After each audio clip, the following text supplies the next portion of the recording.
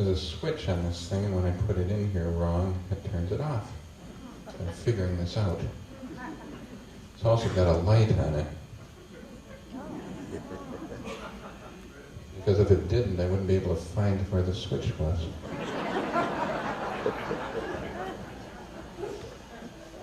Joplin became very famous because of that tune.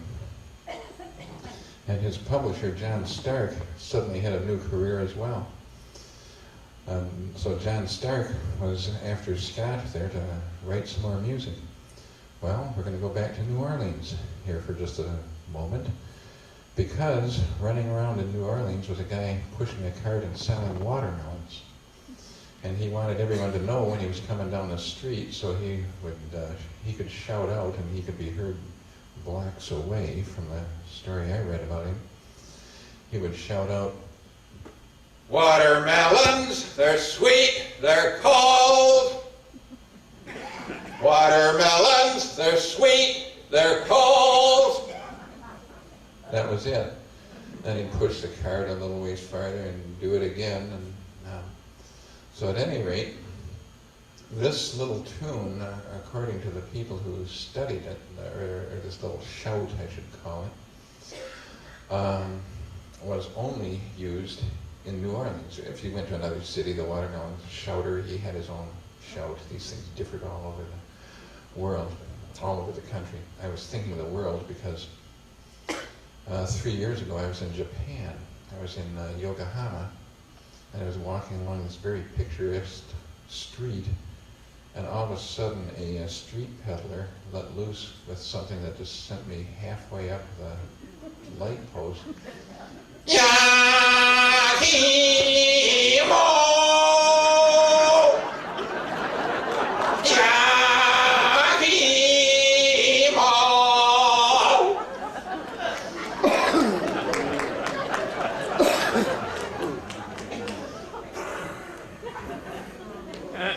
There was some guy going along in a very small pickup truck, and in the back of it, he had a little cast iron, I think it was, thing with a fire going in it, and he was cooking sweet potatoes and yams, or I guess they call them sweet potatoes, but it's a custom in Japan that if you are having trouble going to sleep, eat a hot sweet potato and have a glass of milk, and you will go to sleep quite easily. So this guy was screaming hot sweet potatoes, yakimo.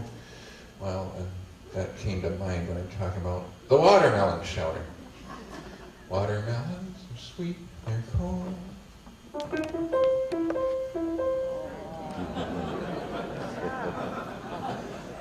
So back to Scott Joplin in St. Louis and John Stark looking for music to publish. Well, we suspect Joplin never went to New Orleans, not that we know of anyways. And we suspect that people would get off the riverboat and they'd come into the saloons in St. Louis, and they'd be standing at the bar and yelling, "Watermelons, they're sweet, they're cold." At any rate, that little tune obviously ended up in a famous rag that Scott Joplin wrote for John Stark, the publisher. And you also know that it's called The Entertainer. The Entertainer was Joplin's nickname when he played at the Maple Leaf Club just a year earlier. In fact, on the business card of the Maple Leaf Club, this will give you an idea of what kind of place it was. It said on the top, "It's a good time, boys. For a good time, come to the Maple Leaf Club." Well, we see that phrase scribbled on walls here and there. And, but it said, "For a good time, come to the Maple Leaf Club. Listen to Master Scott Joplin, the Entertainer." So, for the previous 3 years, that was before 1900, that was his nickname, the Entertainer. The watermelon shout, the Entertainer.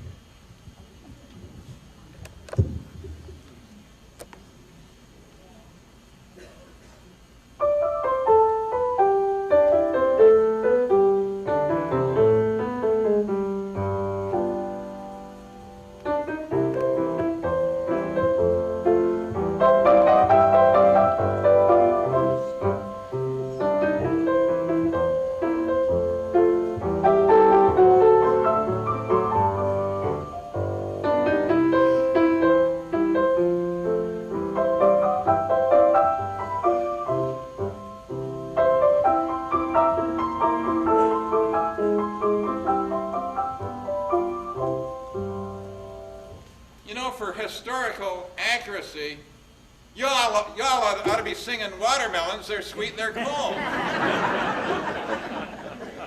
Are you ready? I was actually talking to them, not you. Are you ready? Yes. They are. Are you ready? Yes. Watermelons, they're sweet, they're cold.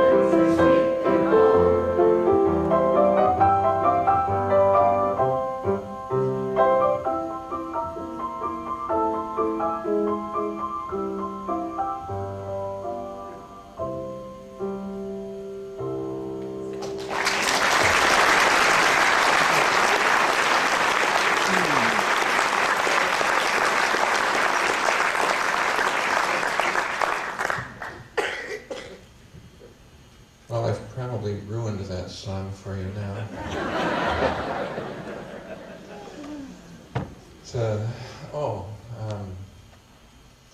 Yeah, the saloon piano players, of which Joplin was one. If you wanted to go and hear ragtime, you went to the saloon. You didn't go to Carnegie Hall or Symphony Hall. They had Paderewski and the New York Philharmonic and things like that, wonderful musicians. But ragtime was a saloon style, but it was also being published in a form that people could just pick it up and take it home with them and play on their pianos at home. The home piano players, they were playing the Entertainer and the Maple Leaf Rag and many others. And there was this craze going on. They would all go down to the saloon to hear these piano sharks. Ragtime. Man, this guy can play the heck out of the piano. Look at that, he's up and down the keys. And none of this stuff is written into the published ragtime, but that's a playing style that the professionals would use. So people would go home from the saloons and they'd say, man, I can't play like them. Next time I go to the music store, I'm going to buy Chopin or something. So John Stark, the publisher, came up with a phenomenal idea. This is one of the greatest marketing scams I've ever seen. He decided to start presenting Scott Joplin as being a composer of classic ragtime. They took his picture in a tuxedo, and Stark put this little phrase up on the top of Joplin's rags. You may have seen it. This was, and if you haven't seen it, this was not written by Joplin. This was written by the publisher. Remember, it's a marketing scam. He wrote on the top of it, notice, do not play ragtime fast. It is never right to play ragtime fast. Beautiful. So now people say, oh, it's not, I can play this slower. It's never right to play ragtime fast. So they started buying this stuff again. And the ragtime published era went on for 20 years. It was phenomenal. So at any rate, one thing, what I'm sort of trying to point out to you here is there's a huge playing difference between the saloon piano players and who were professionals, U.B. Blake, Willie the Lion Smith, James P. Johnson, I could go on and on. Jimmy Durante was a great piano player of the same era. But at any rate, these were the professionals, the saloon players, Fats Waller. And so not only are these different styles, but there was different styles of playing the same tune. Mercy sakes. I'm going to play you a style that I haven't played yet for you. This is a syncopated waltz. It was written by James P. Johnson, who I just mentioned. And it's called the Eccentricity Waltz. Now, this is a rag, it's syncopated, but this is a three-quarter time thing. And I'm also going to sort of do something that was considered very, very professional back in those years. The piano player would sit there and cross his legs and play the piano. And he looked so nonchalant. And it was so unlike the Jelly Roll Morton thing I was showing you here, where you had to use the proper poise. Well, I'm just going to add another little thing too, because I kind of like doing I was a saloon piano player for many, many years in the Detroit area, and I used to do that. I'd cross my legs playing the piano, just very naturally. But then I got older, and then it was not so easy to cross my legs and play the piano. Well, in the last 3 weeks, thank you, South Beach Diet, I've lost 23 pounds and 4 inches on my belt. And I can now look like a respectable piano player of the ragtime era for you. The Eccentricity Waltz.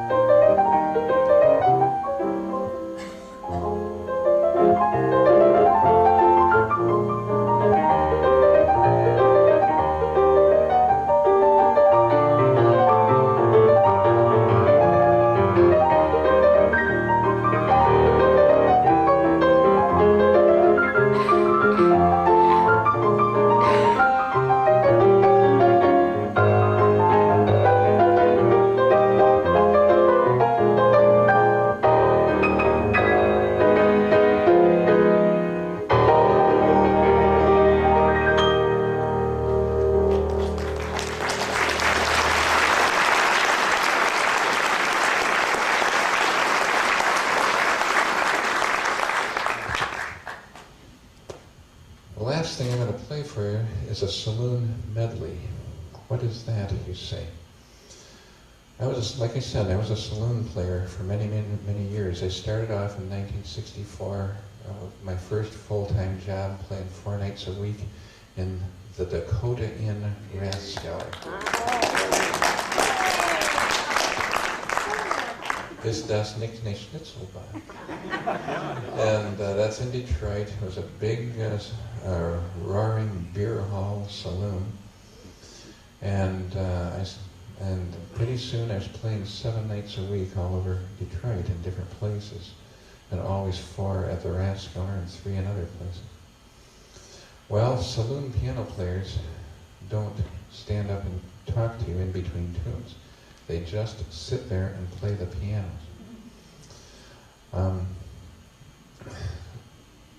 It's kind of a job of psychology. I would play there all night long with my back to everyone. I was up on a little stage. It wasn't quite as high as this one. Maybe it was. It was about that high, do you think? It was. And there's an upright piano on it and a big beer barrel around it. And all the customers sat out here at hardwood tables and chairs, and then around this corner, and there were more hardwood tables and chairs. And so it was a job where you had to play the piano. It wasn't a piano bar where you can sit there and tell cute little jokes to all the people over here, and everybody laughs and everybody over here feels left out. In crowd. No. Not the saloon piano player. You have to play the piano or you get thrown out. Now, you guys tell me if you ever saw this, if you were ever in there and saw this happen, because I saw it 6 or 8 times.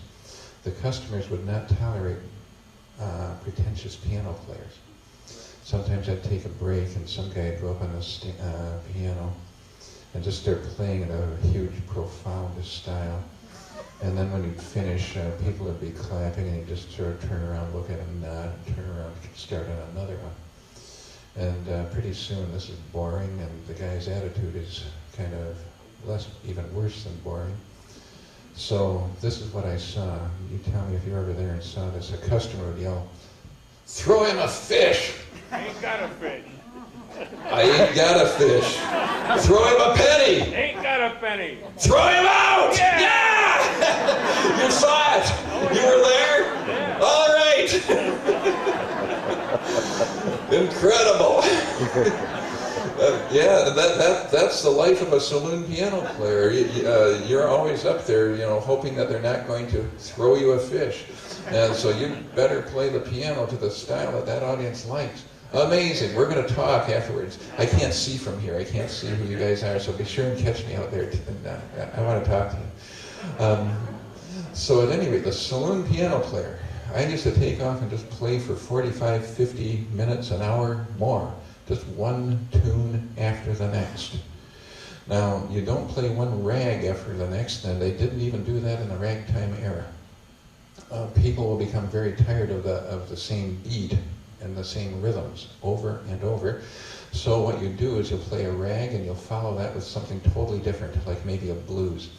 You'll follow the blues with something totally different, like maybe a popular song of that era, Bill Bailey or something, which by the way was written in Jackson, Michigan in 1904. And you might follow, all the time you're changing keys. You never play in the same key for very long because the customers don't have perfect pitch. But they do know something is boring if you just sit there and play in the same key, tune after tune. Guess what they're going to do? They're going to throw him a fish, yeah? And that happened too. So you're constantly changing styles. You put in in those days we used to call it a hillbilly tune. That was, I always thought, what a wonderful tune, what a wonderful expression. That was not an insult. Today they call it country western and different styles. But we called it hillbilly. I just loved that stuff. And by the way, if you study the rise of hillbilly music, you find that it's got the same rhythms as ragtime. And it goes back to the same years, the Ozark Mountains and other places in the South. So you might throw in a hillbilly tune. You might throw in an opera aria, because those were popular in the ragtime saloons. Everyone sang something or other, and there are a lot of good singers, and you're likely to hear Pagliacci. And then you might play a waltz. You might play a hymn. You see what I'm getting at? And all the time changing keys. And if you really wanted the customers to think that you had class, you would play something that sounded a little bit of classical, maybe. Because and you're never stopping. One of the reasons you don't stop is you never put a big ending on a tune and then sit there and expect the audience to play for you. You know what they'll do. And the first time you do that, they'll clap. And they'll put down their forks and stop chewing their dinner for a minute, and they'll clap. The second time you do that, it's a little rude. The third time, they throw the fish. So at any rate, you just keep on going. Now, if you're finally going to take a break, so you can play all kinds of styles while you're playing this medley. You can play slow, fast, in between. You can imitate the player piano. Do you guys remember the player piano that was sitting in there? I had to try and imitate it. When I first started, I hated that thing. I was just learning how to play the piano. And I'd go up on the stage, and right down there was a player piano that would have been roaring away all day. And it played 1,000 notes a minute. And I started trying to imitate it. So I'd throw a player piano imitation into these things. And then if you're finally going to take a break, then you might take some tune that they can really get down on and just start cranking it up and cranking it and cranking it. And maybe if you're lucky, those customers out there for the last 20 seconds or something, they might stop all of their munching. By the way, they're listening all the time. You can't play schlock. You can't play dumb stuff. You're not playing to a bunch of drunks, because we used to pitch the drunks out. They annoyed me, they annoyed the customers, they especially annoyed the owner. But those people are listening, and they know that they don't have music degrees, but they know if you're any good or not. And that's all that matters, and that's all your job depends on. It's them. So you might crank up the last tune, and if you're lucky, they might stop chewing for a minute. And then you jump up and take a break. So I'm going to make that my last tune of tonight. It's going to be a medley. I don't know how long. I'm just going to start I'm just going to play the piano for you. You guys took a night off and came over here. I'm just going to play the piano. And so here goes, in the style of the Rathskeller.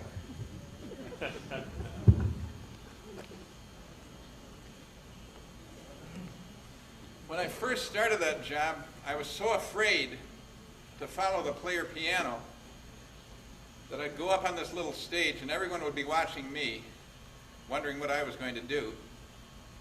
So I'd pretend I was a piano tuner. I actually had a tuning hammer, and I wouldn't move any of the strings at all. But I'd go up there and I'd do something like this until they took their eyes off of me and started talking it.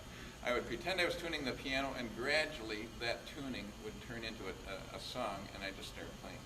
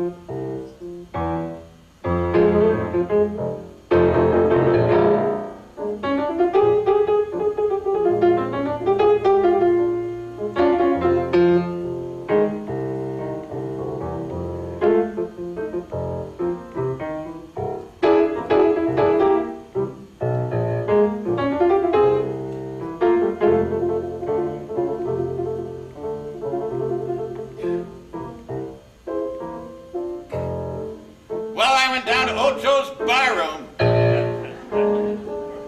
Had me some pizza with fried onions last night.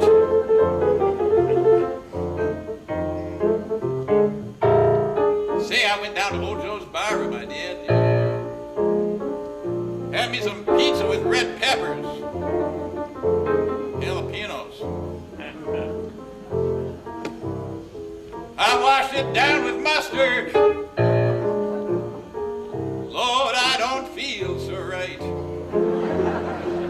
Why's that, boy? Well, you see, I got those moose mouth blues. And I blame it all upon myself. I got those moose mouth blues. And I blame it all upon myself. Yes, I do.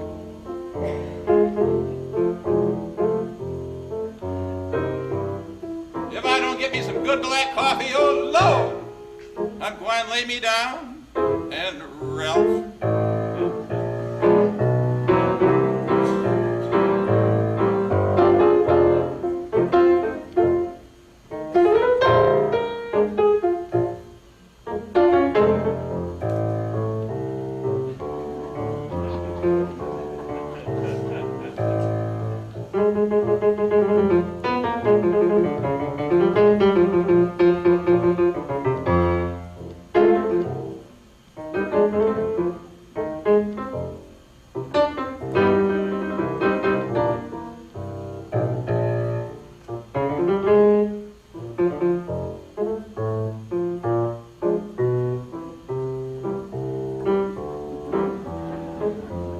Send me a case of Brillo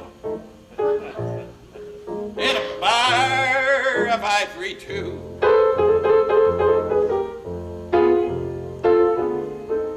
I said, send me a case of Brillo in a bar of ivory too.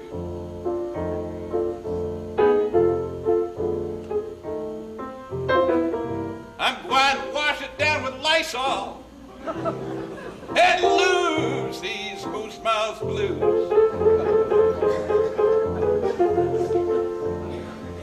What's that, boy? One, wash it down with Lysol. Oh, yeah. And lose these moose mouth blues.